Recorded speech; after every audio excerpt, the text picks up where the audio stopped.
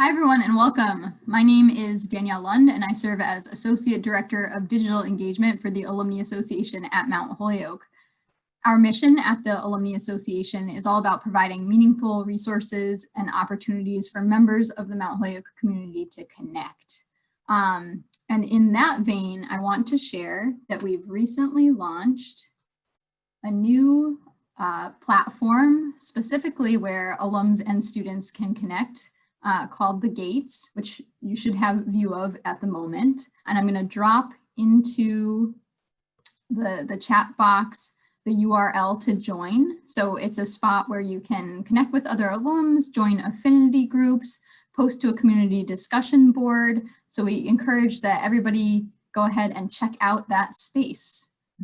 So now getting back to today's event, registered for the session are more than 100 community members, the majority being alums ranging in class year from the 1970s through the 2010s. So we're so glad to be with you all. If you feel comfortable doing so, you can go ahead and drop your name, class year, affinity to Mount Holyoke in the chat box. We'd love to see who's in attendance with us today.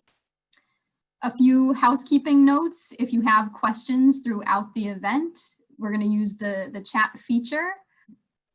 You can drop a question in there. I'll have my eye on it throughout the presentation, and we'll try to address as many as we can throughout and at the close of the session. At the close of the session, we'll also give the opportunity, if you prefer to raise a hand to vocalize a question, we can handle questions that way as well. A friendly reminder that the session is being recorded and that no other recording is permitted. So sharing with us today is Jennifer Van Dijk, an alum of the class of 1998 and present CEO of Hoonigan, who's going to share insights on mid-career growth and development. So Jennifer, thanks so much for being with us today. And now I'm going to turn things over to you. Great. Thanks, Danielle. I'm psyched to be here and to be able to spend some time again with my Mount Holyoke family and community. Let's see if we can get the screen sharing up and running here.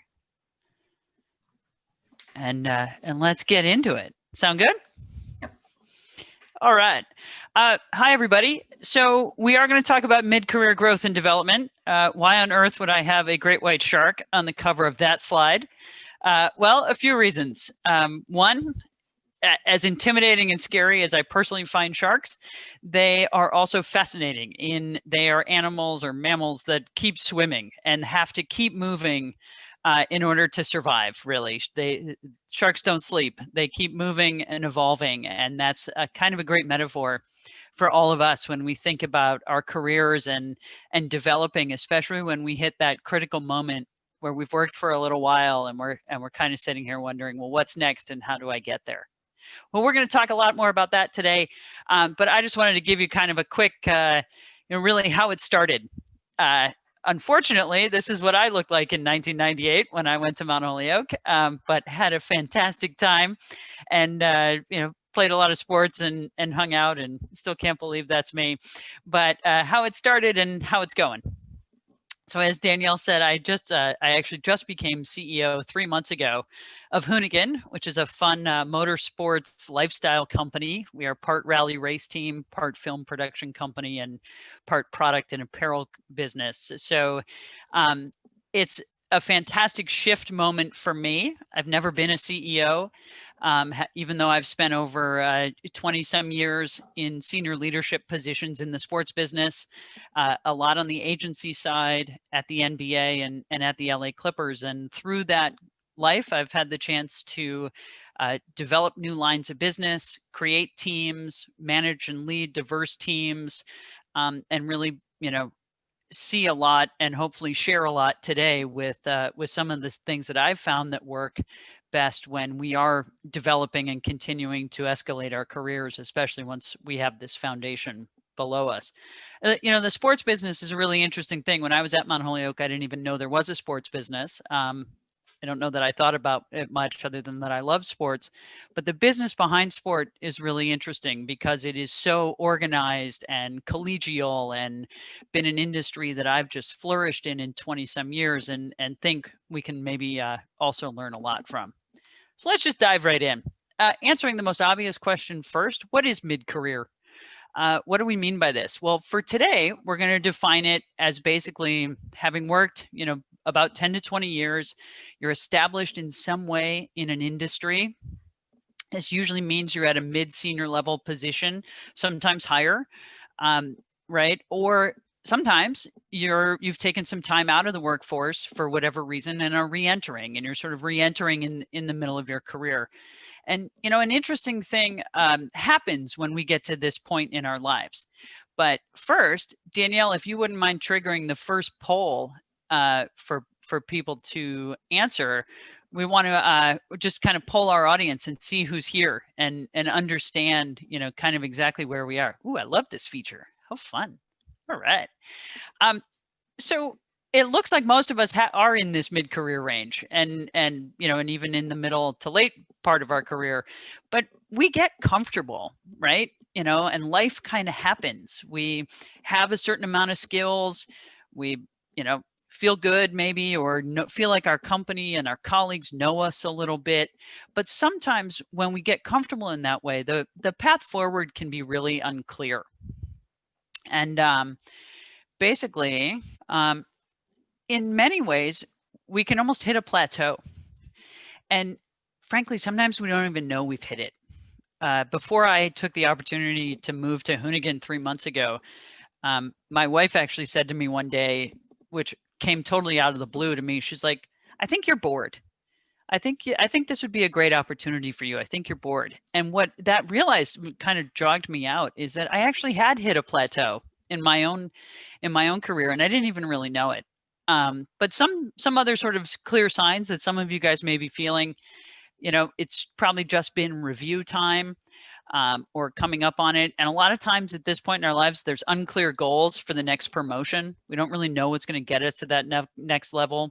A lot of times these reviews just have vague feedback, be a better team player or things like that really aren't tangible and usable the way they were maybe earlier in our careers.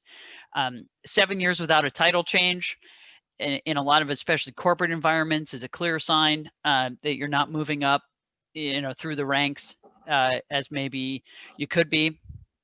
And sometimes you just have decreased ambition about your personal success. I mean, I know when I first came out of Mount Holyoke and I started in the working world, man, I working 60, 80, 100 hours, no problem.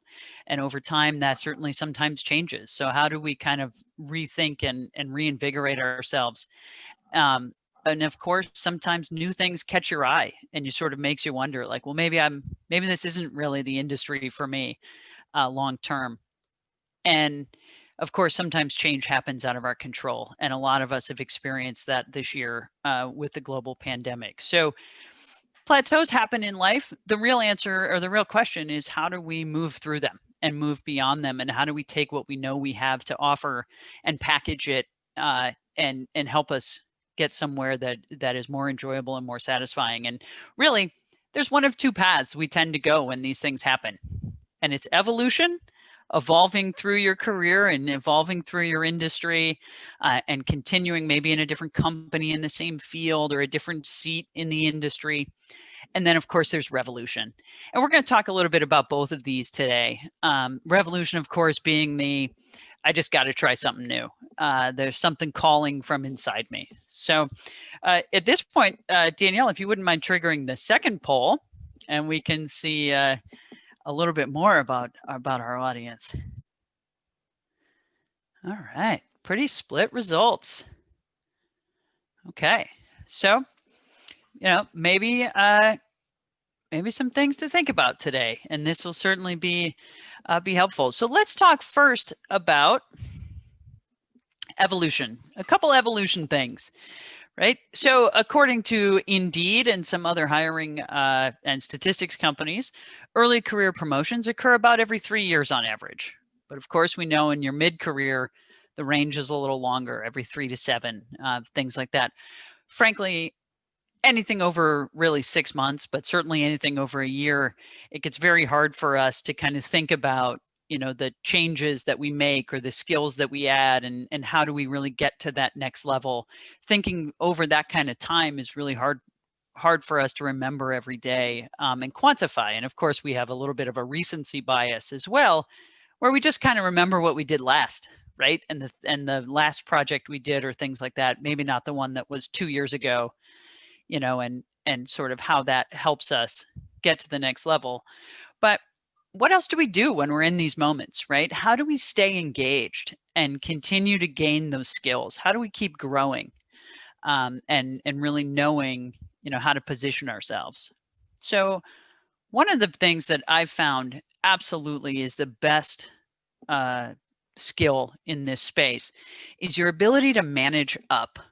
When we're young in our careers, one of the main things that we want to get to is a position where we can manage other people. I see junior managers crave this all the time.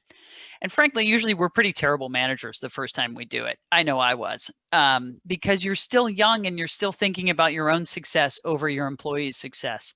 But as you mature in your career, you become a lot better as a manager, usually, and you understand how to give back to your younger employees and help them grow. But what about you? How are you continuing to manage up? And really, there's a few key things in here that it's important to continue to build that relationship with your boss, but also with the other senior leadership in your company. Now, if you work for a really large company of 50,000 people, this might apply more to your group, right, or your division. If you work in companies usually with under 1,000 employees, though, sometimes you have access to the owner, or the head of the company, and certainly the senior leadership team. And how do you continue to raise your profile and build relationships with those people? Well, it starts first and foremost with opening up a dialogue with your manager and communicating about what's important to you and building a dialogue that you can get feedback from them outside of just an annual review process. If the only time that you're talking to your boss about things you can do better or ideas that you have is during your annual review, you may want to think about focusing on expanding your skills in managing up. I also think of managing up as simply being human with leadership, right? A lot of times, people more mature or more senior than us, rather, they get isolated and they don't have the connections with other people in the organization that can really be beneficial to everybody, and certainly to keeping our profiles fresh and relevant to those senior leaders that are making these promotion and other opportunity decisions, right? Understand what motivates them, and a little bit of who they are, right? And what do they need?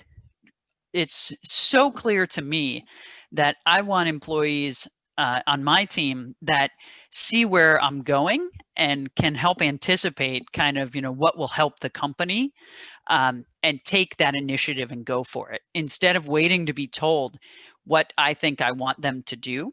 It's a really interesting balance. And a lot of times this is where, if we can continually anticipate what our superiors need and senior leaders in the company, this is where we find ourselves getting tapped to run that new division or start that new project, which continues to raise the profile, right? And a big piece of this is learning the right way to discuss problems with your boss. This increases the humanity in your relationship if you're able to really talk about what are the problems that are existing in a team or in a company, and that way you can solve them and be part of the solution with them if it's a problem that only senior leadership can effectuate. In effect, you want to become a source of help and connect with them in as many sort of work, but also life ways as you can. One of the things that's worked best for me, I've worked in smallish companies under 1,000 employees. And a goal for me is to make sure that the person whose name is on the door knows who I am and what I contribute.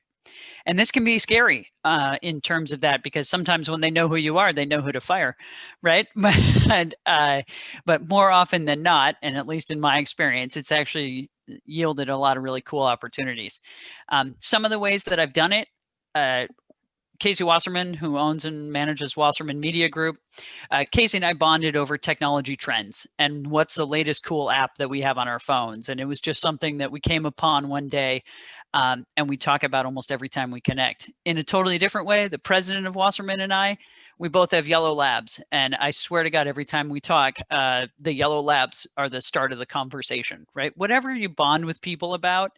But one thing to think about is engaging more senior people on a regular basis, which I think I've now realized I left off a word on my slide, sorry. But your goal is to engage with more senior people more regularly. And if you're always hanging out with people under your title level, shift that up a bit and try to spend more time with the senior leaders. So another key piece is creating or seeking out what are called stretch projects. So this also keeps us fresh in a way because it pushes us outside of our comfort zone. So what's a stretch project? Let's say my focus is on one piece of the company. Like in sports, it could be managing female athletes. And a stretch project for me might actually be taking on a project that helps a brand that endorses a female athlete and understand who that brand might be best served by partnering with, right? That would be something that is sort of related to my comfort zone, but also sees things from a different advantage or from a different vantage point. So we want to try to seek these out and these types of projects that are over and above what our day jobs are, but give us an opportunity to grow and maybe meet new people in our organization or in our industry, but also demonstrate that we can take on things that stretch our thinking and stretch our skill sets.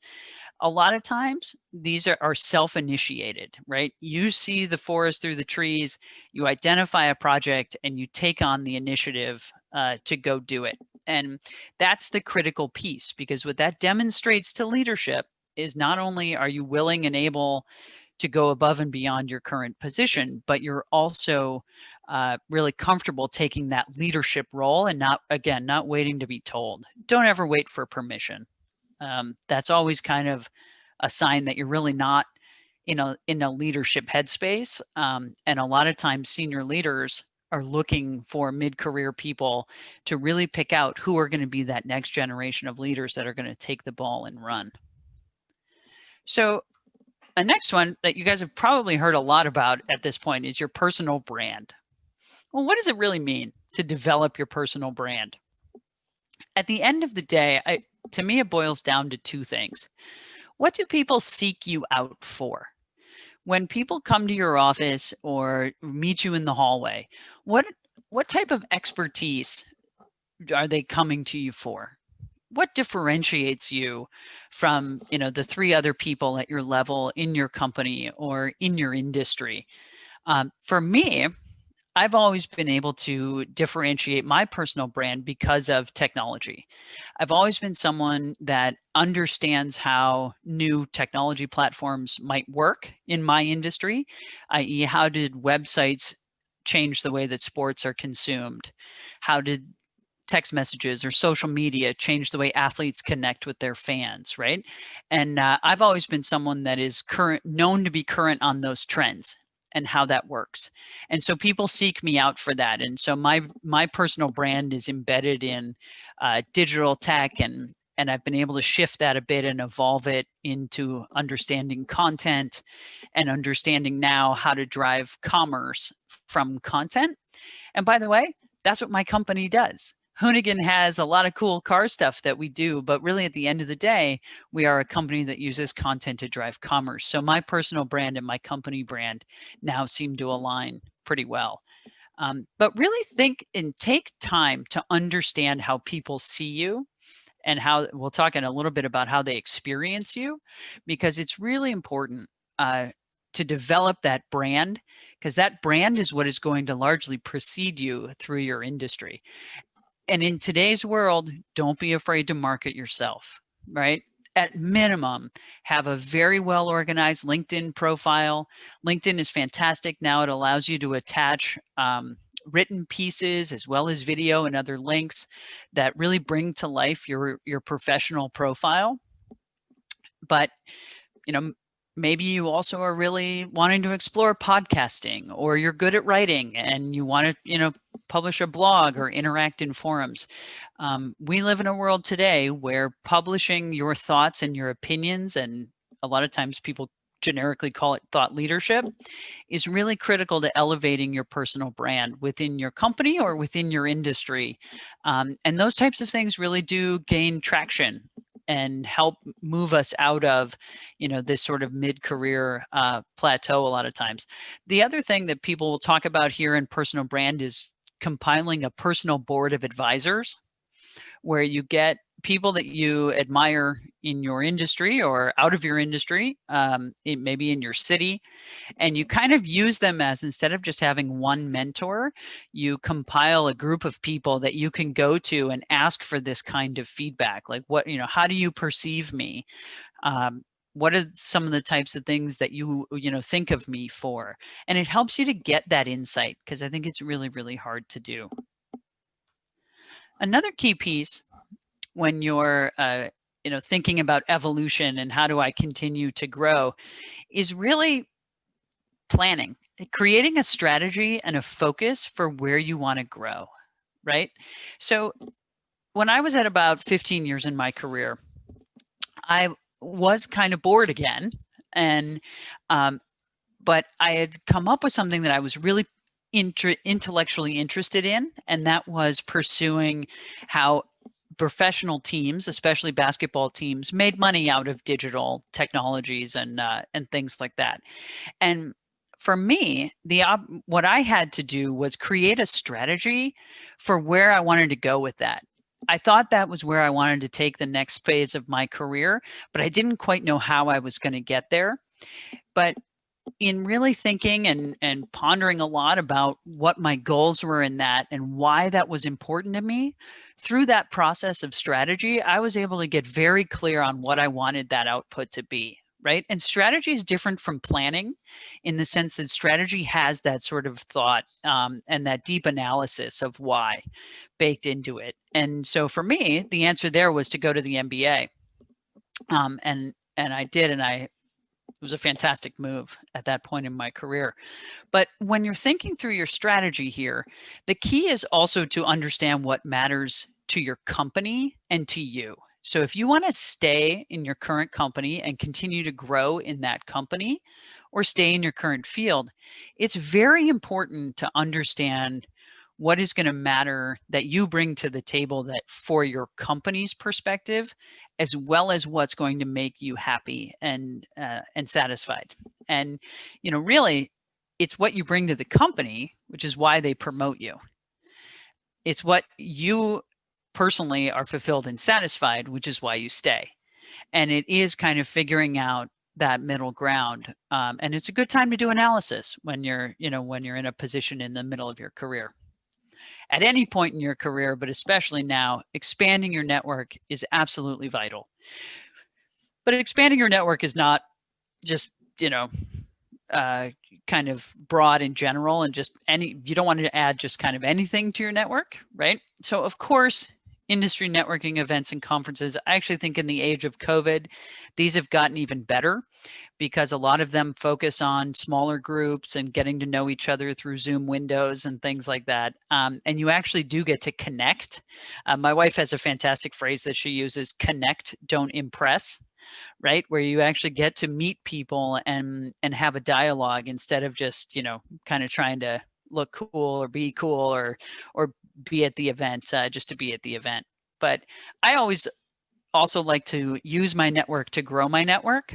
So I'm a huge devotee of LinkedIn, and I love to see kind of, who I know and how I might, when I need to meet somebody else in a certain field or a certain area, how I might get to them through someone I know. The other way you find this out is by activating your network, right? And regularly talking to and knowing people in your network well enough to understand what other professional groups they might be in, or other ways that you can find your way through warm introductions, to people that you identify might be of value to talking to, or might help you get into a new career or a new industry. At the end of the day, though, being intentional about your networking is critical. Remember, everyone's out there trying to network with everybody, so you're going to get a lot of inbound as well. And inbound can be very valuable, but your time is the most valuable, and you can't spend time with everybody. So be very intentional about how you network, and that includes in real life. When you're in at an industry event or a conference, a lot of us get very shy. Our introvert selves, kind of take over. And sometimes we take the first person that's at the bar or the one at the, at the buffet that we can easily connect with, the low-hanging fruit. And those are great because those are ways to warm up talking and getting comfortable in a room. But you want to make sure that when you're networking like that and trying to take advantage of those opportunities, that you're really proactively moving through that room and trying to meet as many people to see who you might have a connection with, and how that really works for you. Because at the end of the day, it's quality over quantity, right? You don't need a lot of people in your network if you have a very highly engaged network that you're able to get a lot out of. Really quick, I want to run through a little bit still on the evolutionary side of getting to that next promotion. There's a few things that I've found in my career that aren't said out loud that are really critical for being in the position where we are in our careers. Number one, if you want a promotion, you have to make the case for why you deserve that promotion. Again, the recency bias is really tough. Even very good managers that do reviews don't really tend to keep logs all year on your performance, right? They tend to write that review from the perspective of their experience with you in the last 4 to 6 weeks prior to writing it. It's on you to keep the records of your accomplishments and to be able to merchandise those wins to make the case for your promotion. Now, your review window is one opportunity to do this, but it's certainly not the only one. So as you go through and think about this and make the case for your promotion, you have to think a lot more about not just what you bring to the table and what you've done that fits your job, but also what have you done that is beyond your job description, right? How have you gone over and above what you've been asked to do? And that doesn't always mean adding more projects and working harder. That can mean giving back to younger people in your organizations, becoming a knowledge resource for people. It can mean a lot of different things.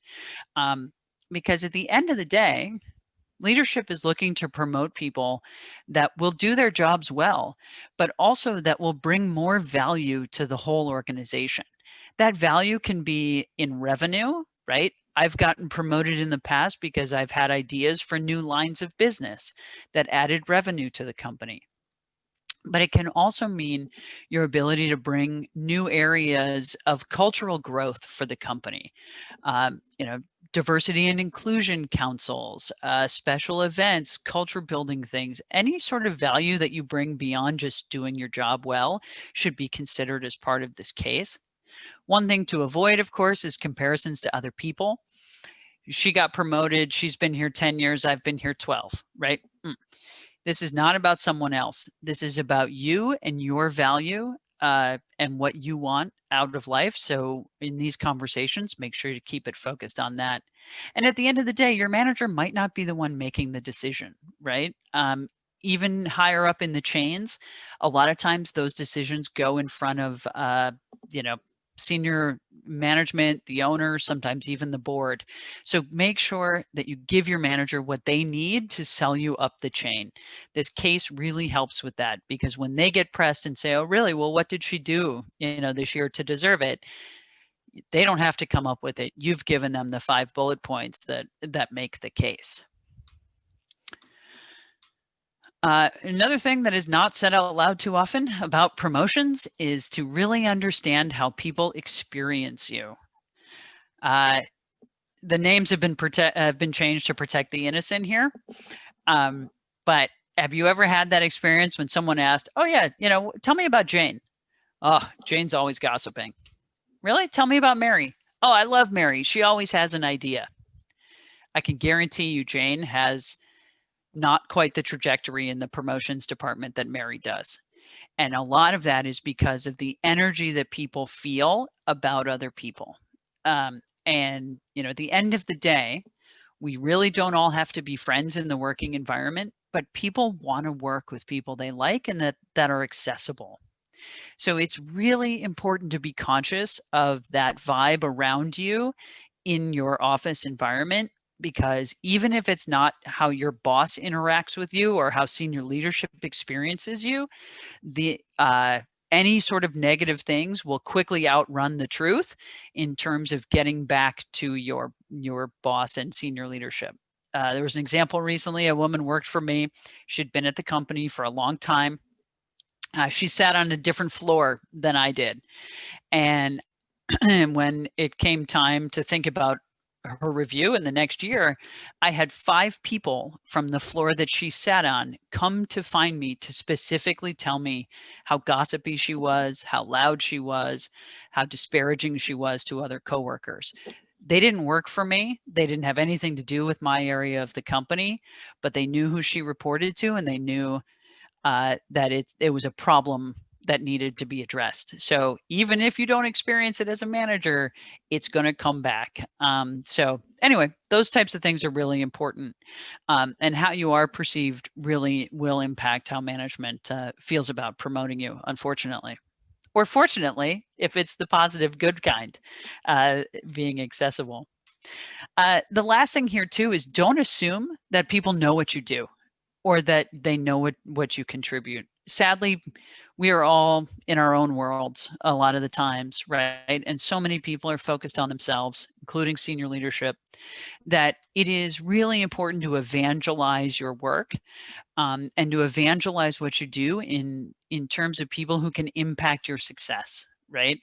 This is not about chest thumping. This is about really, you know, having that relationship, being able to talk about things that are interesting, things about a project that you're excited about, or things that were achieved as great team successes that you were a part of, and things that you did to facilitate those successes. But it's about having a regular dialogue about those contributions, to help people understand what you do and what you bring to the company, because you cannot assume that people know or that they're watching and paying attention, because they're really just not.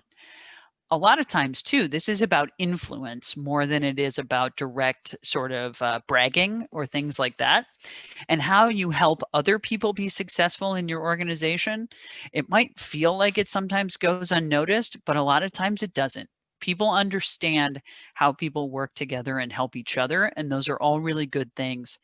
And frankly, can be very invigorating as well in terms of helping other people be successful. That contributes to big team wins, are really, really important. So I always think of it as, think about educating people about what you do and what you bring, not thrusting yourself into some ego solo to make sure they know, right? But it is very important to make sure that people are clear on what you bring. All right, let's talk about revolution. So there are just some times in life when it's time for a real change. And evolving in your current career might not be exactly, what you want to do. So if you've come to this point, you're not alone. 39, the average age of career shift happens. It happens to be mid-career. So this is a very common thing. The number one reason why is that you're just unhappy in your current field. Unhappy can be defined by a lot of things, but really sometimes it just feels like you have to give something else a try. So at this point, I'd like to ask the third poll question, if we have it, which is how you would describe yourself. Are you an entrepreneur, a corporate type, a creative, an academic? I ran out of ideas, so we just went with other. Apologies. All right. Corporate types, creatives, good. We have a good mix. Fantastic. A lot of times, I have a lot of friends that have hit this point in their lives, and really, just say, "Come what may, I need to try something else." And I really want to give it a try. And sometimes that's entrepreneurial, starting their own ventures. Other times it's totally shifting careers. And a lot of times it involves taking some time out to think. But I think one of the most important things upon reflection, once you sort of know where you want to go in this, is how do you get there, right? If you've spent 15 or 20 years building skills in one area, i.e., I've built my, last 20 some years in sports. If I suddenly now wanted to go into a totally different field, it's very intimidating to think about, well, do I have to start at the bottom? No, absolutely not. But how do I even get into that field? And how do I project confidence that I can be successful in that field? And one of the best things, places to start there, is to use the skills you have to get the ones you want. So we all have things that, we would build our confidence on, right? That we're very good at doing. We can use those skills, tell the story around them slightly differently to move into a place where we can acquire new skills. I just did this in my new job. I have the skills of monetizing content and selling products through social media. I don't know a lot about how a car gets put together or how it works or how you make the one I had in the photo in there, right? But I can figure that out. Or now, because I can use the skills I do have to get into this company, I'm now surrounded by 40 other car experts that can teach me and that I can learn. Even though I'm the CEO, I can still learn every day from them. So use the skills you have. Well, how do we define that? You'd actually be surprised how many skills there are that are considered crossover skills. This first list are the ones that I really like the best. So of course, communication, written, verbal, even nonverbal today, especially as we live in this world of video conferencing, your nonverbal skills, if you're not engaged, if you don't look at the camera, those types of things, all of those things are really valuable skills. But beyond that, problem solving, teamwork, critical thinking, all these great things we learned at Mount Holyoke, if you're a Mount Holyoke grad, are all so relevant to any new endeavor that we have. One of the ones that I think is the most powerful too is adaptability. The simple ability to move through situations and be comfortable in those environments and be comfortable meeting people and getting to know new things is really, really powerful. However, there's a ton of these skills that are incredibly transferable, right? One of my favorites on this second list is decision making. The ability to make decisions is a truly, truly valuable skill. There are so many times that companies and projects and campaigns are stuck in a lack of decision, that the ability to cut through, understand a situation, and make a recommendation or a decision around it is very appealing to companies, especially fast-moving entrepreneurial ventures. But go all the way through, right? Analytical skills, listening is a fantastic skill. The ability to break down difficult concepts and translate them easily. These are all things that can and should be packaged, used on a resume, or evangelized in interviews and discussions with people to make these types of really career leaps or industry leaps. Now, I live in Los Angeles. Of course, mainly we're known for Hollywood, even though there's a really big world of fun stuff that happens out here. And at the end of the day, though, the Hollywood metaphor is perfect because this is really crafting the story that you want, crafting the best parts of your existing experience and expertise and tailoring it to what is going to fit for where you want to go. So think about this. How does your favorite movie open? This one's from Top Gun. I don't know if it's my favorite movie, but it's a good one. It's a good example, right? Top Gun opens, it's on the deck of an aircraft carrier, and it's cool and it's interesting and you want to know more, right? Your favorite movies pull you in.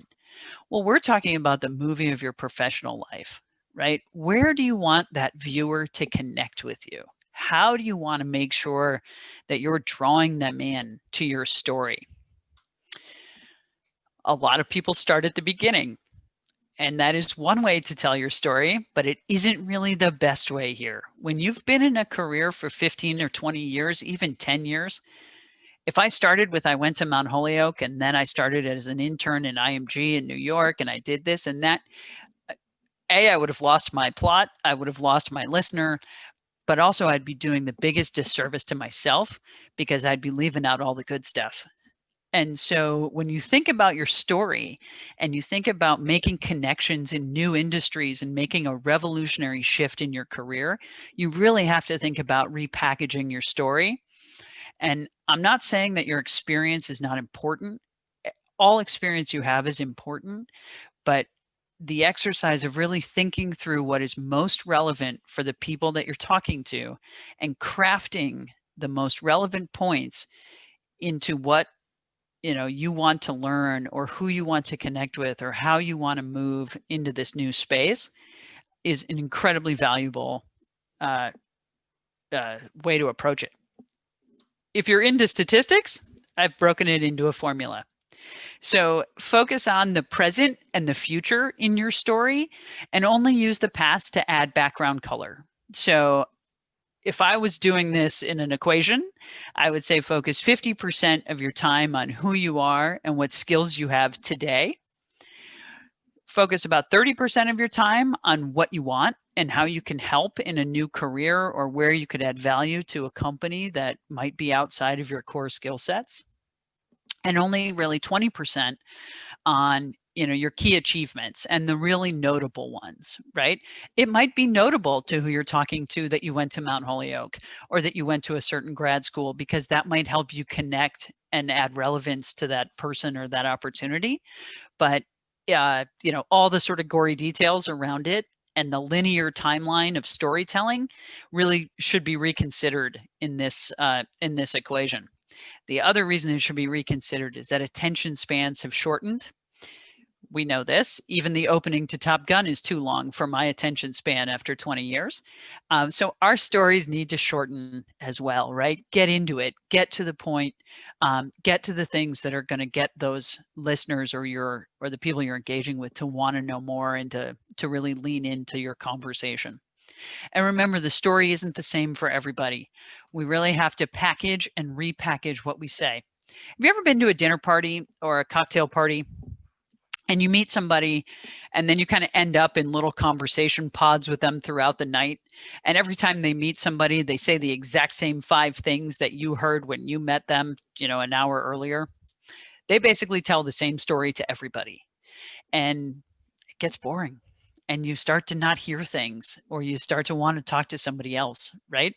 It's a perfect example of an opportunity to package and repackage your story, and to think of new questions and new ways to really, tailor your message for your audience, if you will, whoever that audience might be.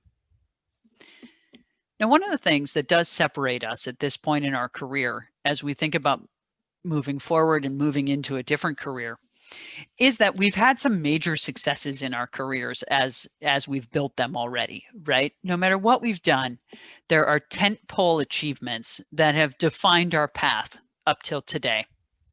And these tentpole achievements, number one, are not achieved easily. Number two, are not simply things that we only learned one thing from, right? We've learned a lot of things in the process of achieving our best professional wins. And in that, we can use these, and frankly should use these, in absolutely everything that we try to do moving forward. Our best tentpole wins give us an established base of credibility. They also give us confidence in moving into a new career space or a new field. For example, when I was at the LA Clippers, I was the chief strategy officer, which meant I was in charge of all of our broadcast and digital initiatives, but I was also in charge of our corporate sales efforts and led the sales team to sell the first jersey patch sponsor, which was Bumble. And it was a really cool story about a women empowered company being on, the centerpiece sponsorship inventory of a major LA or a major NBA team. And it was a great story. Now, I use that to move into motorsports. And you might think, well, why does it matter in motorsports, right? What you did in the NBA.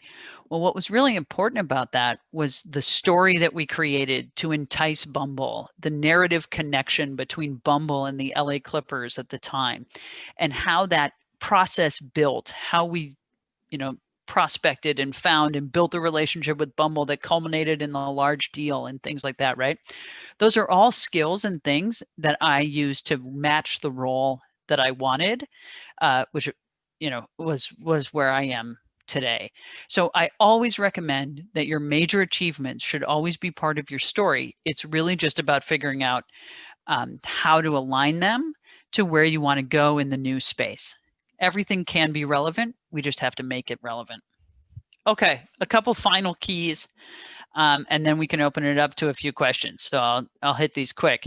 Number one, universally, whether you're going for evolution or revolution, at this point in our careers, arguably at any point in our careers, getting real honest feedback is the single thing we probably lack the most of. So it's rarely offered. You have to demand it. You can't just ask for it. You have to demand it. And in fact, there's a great Tony Robbins story. I mean, think what you will of Tony Robbins, but he's been wildly successful as a public speaker and personality, right? He has this sort of 2 and 2 rule where when he was coming up and learning how to present, after every presentation he gave, he would pull 2 audience members aside and demand that they tell him 2 things he did well and 2 things that he could have improved every time. And then he did it again. And he did this thousands and thousands of times to really hone his skills.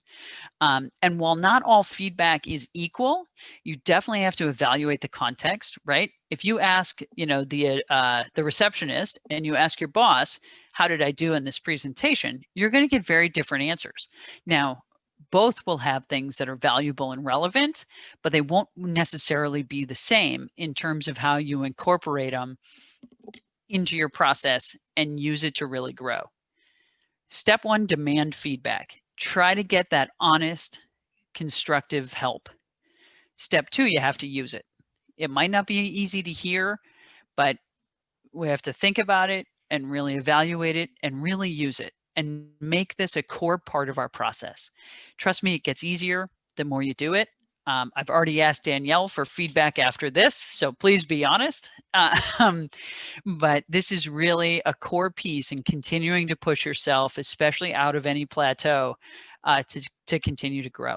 Because if you ask enough, and if you ask in the right ways, you will hear what you need to hear in order to move forward. The other big piece, and we talked about networking a little bit, but is curating your network. At this point in our lives, we have pretty good sized network, right?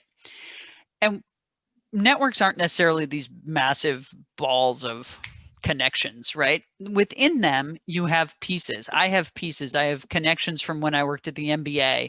I have a group of people, when I represented athletes, and I have a different group of people for when I worked in certain sports, a tennis group versus an action sports group. There are lots of possibilities within my network that I can curate for people that I need to talk to for any given problem or task or project that I'm working on. So really think of your network as a whole, but also understand the different components of what make up your network and who might be able to help you solve a problem or a certain task of what you need. But also be proactive about who you want to connect with. I've worked in sales for a long time, and for those of us in sales, certainly sometimes we'll just take the money, whoever will buy the product, but a lot of times we all have our dream companies that we want to sell to or we want to work with. That's what I mean about be proactive. Don't settle for the job that's open. Settle for the company that you really are passionate about and want to bring yourself to every day, and that you're really excited about. So that kind of proactive use of your network, you'll see, will get you exactly where you want to be. Oops. And spend time wisely. I always like to say that time is the most valuable resource we all have. And probably my biggest pet peeve is when people waste my time because of that. But spend your time with people that you want to connect with and build those relationships. This isn't quality, right? Or this isn't quantity. This is quality. Those relationships will professionally bring lots of return. This is a perfect time in COVID to set up 15-minute catch-up chats. I'm pretty sure I have about 2.5 to 3 hours of these a week in terms of just, reconnects, quick 15 minutes, people I haven't talked to in a while, or info sessions of certain companies that I want to get to know how they work or things like that. You can reach out through any number of social platforms or, your contacts files, but reconnect, keep your network active and alive. Because your network will build to lots of other things and it'll spark new ideas and inspire a ton of energy and creativity. Be prepared. Don't just show up and say, oh, hey, I just wanted to catch up. Be prepared. You want to do something. if you're going to spend the time to network, be prepared to lead discussions. If it's someone you don't know, have 3 or 5 questions that you really want to know the answer to, so that there isn't those awkward sort of lulls in a conversation. You really need to do the research, be informed, and be active in this search for whatever it is you want to solve, because that makes great use of your time. It also makes great use of the person's time that you're connecting with. And from that, they will be far more open to connecting you forward to others or things like that, because you've demonstrated your interest. Also too, it feels sort of silly even to say it, but organize your contacts. I've just gone through this exercise where I've cleaned out and reorganized and made sure that I have my contacts so I can really use them on my phone, through my devices, things like that. It seems silly and it's something we all push off, but man, having access to people that you really want to connect with and just send a quick text to or do whatever to, it's so valuable. And the pace of change, of both evolution and revolution that it can bring about, is really valuable. Last one, be curious. This is hands down the skill that I think we hire for the most in the sports industry, right? But be curious about what's happening. Be curious about how things work. I like to say be a trend spotter in your industry of choice, right? Crave knowing what is coming next, because if you know what's coming next, you can pretty much judge that there's going to be a lag from the time a trend is identified to when it hits mass and everybody else decides they want to make money from it. If you watch trends, you have time to position yourself for whatever is going to come when that hits mass. Now, sometimes trends fade and go away, and there were blips on the radar, right? But over time, you're going to see that you're going to be very well positioned for what's coming next. So trend spotting is a critical component of being curious. The other piece is, what is overlooked? What is something, even in well-documented industries and well-explored industries, that you might have a gut feeling about because you're like, oh, I wonder if anyone's ever explore it. Go with what's overlooked, because if you have a gut feeling about it and you do some research and you don't see that, that there's an app for that or something like that, dig into that. Those are really good gut markers to go with, because you might find a ton of different types of opportunities in what's overlooked. One of the ways that I really continue to feed my curiosity is to explore in the cities that I'm in or online. I research and I read voraciously. If you're interested in these sort of corporate self-improvement books, if you will, or business books, some of my favorites, if you really want to kind of do the Machiavelli, Sun Tzu, and maybe Genghis Khan cocktail, go with The 48 Laws of Power by Robert Greene with an E. Fascinating book, aggregating lots of different anecdotes from history. Also, Ben Horowitz, he's a VC. He's written 2 good books, What You Do Is Who You Are and The Hard Thing About Hard Things. Also, Ryan Holiday was a corporate type turned stoic modern day philosopher and writer, and he has a great book called The Obstacle is the Way. Lots of really cool things that all touch a lot on what I've talked about today. But, at the end of the day, you can't teach curiosity. And to me, it is absolutely a superpower. So I'm going to leave it here, and maybe we answer a few questions if we have time. But at the end of the day, how will you drive your career? Awesome. Jennifer, thanks so much for all your time and sharing of wisdom with us for this moment. So again, if folks have questions, feel free to drop them in the chat, or you can raise your hand and I can unmute so that you can vocalize the question. I'll just remind that we are recording, so please be aware of that if you choose to verbalize your question. Because networking was such a key piece of this chat, I'm gonna again drop the Gates link into the chat box. Just, this is exclusive to the Mount Holyoke community. You can connect your LinkedIn account to it if you so wish.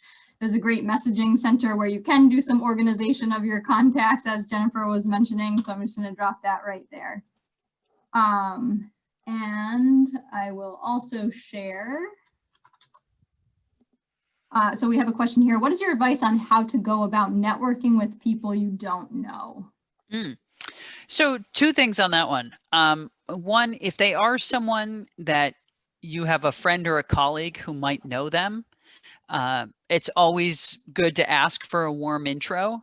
This happened to me the other day. One of my colleagues said, "Hey, do you happen to know, this guy? He started this company." And I said, "Well, I don't know him, but I was just talking about him with another friend of mine, and that friend knows him. So let me get you an intro." Right? So use those connections. At the same time, a little internet stalking is not a bad thing to get the right email address. I use LinkedIn. I use LinkedIn Sales Navigator, which is a premium subscription product. And even they don't let you directly message some. I mean, they let you directly message them on LinkedIn, which can be good. But then I use a browser plugin called Hunter, which is for salespeople to give you the right email format. And then, I always write a very targeted and short email, which is basically a cold email, but trying to get that connection, because usually try to find something you might have in common or something that you're curious about and you want to know more. People love to talk about themselves, so ask something that leads in that direction. Awesome, thank you. So I'm also going to share in the chat, again, if there are other questions, feel free to drop them in the chat. I'm going to throw in there right now where you can find our upcoming events, where we're going to be posting a recording of this particular event. And I also want to share that this week at Mount Holyoke is the Martin Luther King and Coretta Scott King Week of Racial Justice and Reconciliation. So there's an array of events associated with that week of remembrance. And so I'm going to put the link to that in the chat as well. There are a few events that are specifically for alums, so encourage you all to take a look there. But if there aren't additional questions at this point, I just want to take the opportunity, Jennifer, to thank you again for your time and expertise. Oh, I see one just come through.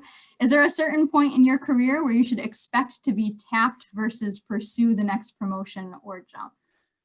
Such a good question. I suppose there could be, but for me, I always like to pursue my next one. I like to kind of keep moving into what interests me intellectually about my business, and into what experience I don't have that I think would be valuable. So, for example, in sports, I started representing corporate brands. So working from the behalf of the brand and what they should spend and how they should spend in sports. And then I moved to the property side because I wanted to understand what it was like from the league or the team perspective. And then I moved to the athlete perspective and went back to an agency that represented athletes. And so for me, I say always go for it yourself and make that opportunity, because when you do that, not only do you end up in something that you're going to at least be satisfied with, you may not like it because it might not be for you ultimately when you get there, but you're also going to find you might be able to create new things, define a new job, create a new part of the business, or do something that's both entrepreneurial as well as, maybe more established. One quick thing, I did land in a position one time where I really thought I wanted to work for a team. I worked at the Clippers for 2 years. Working for a team is not for me, but I had a good time, in learning that, and made the move out. So, you don't always get it right. But it's certainly worth a try when you've made your own decision. And we have a couple of more here. So Jennifer, if you're okay taking sure. a bit more time, what do you suggest is the best way to continuously bring up your accomplishments to your manager? Sure. So this really is about a regular series of conversations, right? And in part, this is and by regular series of conversations, I mean, if you have a monthly or a regular meeting with your manager, it is good to proactively drive that conversation, right? So when I go for my one-on-ones with my managers, I have my list of things that I want to talk about. And that list is in part things that I need their help on, or maybe their approval on for certain projects. But it always includes a list of things that I've been thinking about, or things that I've been researching, or things that I've, had the team doing. And in the process of saying, hey, I just want to put this on your radar, or I've been thinking about this, or, I want to give you an update on this project that we've been doing. The we also helps a lot, than more than the I.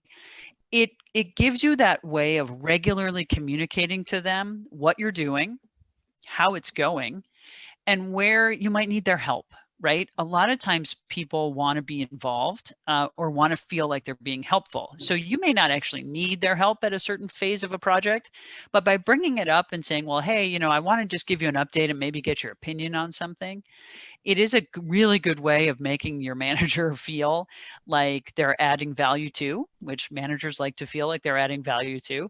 But it also is a very nice way of getting it in their minds of the types of things that you're doing and achieving. So it has to be regular. You have to do this on an ongoing basis. And you really should take control of those types of meetings. Now, if you don't have a regular meeting set up with a manager, make one, right? Or just say, hey, can I get 15 minutes with you? I just want to run something by you, or, give you an update. Don't wait for them to come to you and ask you what you're doing. Go to them and tell them and share it, because it usually works out really well. Well, thanks so much. Any tips on how to get started looking for a new job? LinkedIn, Indeed, a headhunter? Any thoughts on all of the above? So this might not be the most PC answer, but it's driven from my experience. So I probably should work for LinkedIn someday. Not only did I find 2 of my jobs at Wasserman on LinkedIn, but I also met my wife through LinkedIn. So very well-rounded tool. I think LinkedIn is incredibly valuable for that. Their jobs functions are very good. It's a very big part of their business now. The Indeeds and the ZipRecruiters and that of the world are very challenging. So I would say look at LinkedIn, but also keep a regular tab on the websites of companies that you like. 9 times out of 10, companies post their jobs at least first on their own site and then feed them off to all of those other recruiting sites. So be kind of a regular watcher of the companies that you really like. The other thing, though, is this is the network. I think the last job that I actually got by applying was in 2008. And all the other ones have come from sort of referrals or being recruited or things like that. If you are in a position with headhunters, absolutely network and meet headhunters. They are really valuable if you fit the job that they are filling, right? Because remember, they don't get paid by you; they get paid by the company that has the open position. So you should network and meet headhunters in your industry so that you are on their radar when those jobs come through that you might fit. But it's really hard to say, hey, headhunter, find me a job, because they're not just going to go out and look for you. You're the best to drive that. Awesome. Let me just peek through, make sure we're not missing anything here. Oh, I saw another inquiry about access to the recording. It won't be emailed, but again, I'll post where we are going to share the video within a few days. I'll just drop that link in the chat here. And it will be posted under the career community section. Okay, so we do have one more question, if that's okay, Jennifer? Sure, fine by me. Have you ever had the experience of being afraid to move on to another position for fear of having a less favorable experience with new managers? Absolutely. I think I have learned that you're interviewing them as much as they're interviewing you, right? And yeah, absolutely. And including, by the way, managers that I thought I knew in the industry, and then I worked for them and it was a totally different world. Unfortunately, if you've heard anything about them, it's probably true, whether it's really good or really bad or anywhere in the middle. So if you're in a situation where you do know the person or you know people who have worked for the person, solicit some opinions. not just one, because that can be tainted, but if you hear the same things from multiple people, and even Glassdoor can be quite vitriolic, but it can also be quite true in a lot of ways. If you hear the same kinds of things, usually there's some truth to it, and I would take that quite seriously. But for me, the other thing is, when you're in those positions and interviewing, your manager is one part of it, but the overall culture of the company, the more you can ask questions about the culture of the company, the better you will have knowledge about and confidence in making that shift. Because a lot of times, you can have a bad apple as a manager, but the whole company culture is what really is that support system for you when you're there. What do I mean by that? Do employees feel like they can bring their whole selves to work? Do employees feel like their colleagues, are accessible and respectful? Do you feel like the owners or the directors of the company really care? I've been in positions where that is wildly true, and I've been in positions where that's wildly untrue. And in those positions where it was untrue, I didn't ask enough of those questions ahead of time. I was very mired in, well, this is a good job and it pays me more than I've ever made. I'm going to take it. I don't care. That is not sustainable when you're at our ages and our stages in our career. And frankly, it's not worth it today. So ask a lot of questions about culture as well as individual managers. Fantastic. Thanks so much. So that's where we're going to wrap things up for this session. Thanks to all alums who are in attendance for the event for your terrific questions, comments. It's so appreciated, and we'll hope to see you join for events down the road. Again, Jennifer, thank you so much for your time and sharing of your wisdom tonight. Thank you for having me. I love being part of anything Mount Holyoke, and I really appreciate the opportunity. Thanks, everybody. Awesome. Bye, all.